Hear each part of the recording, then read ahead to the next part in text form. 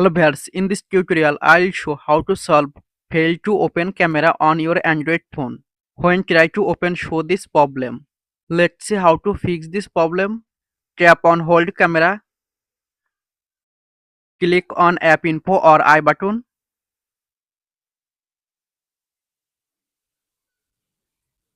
tap on force stop, tap on storage and cache, tap on clear storage, tap on delete. Press on power button, click on restart,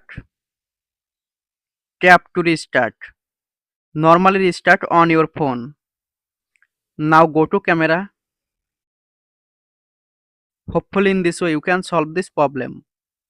Thanks for watching. Don't forget like and subscribe.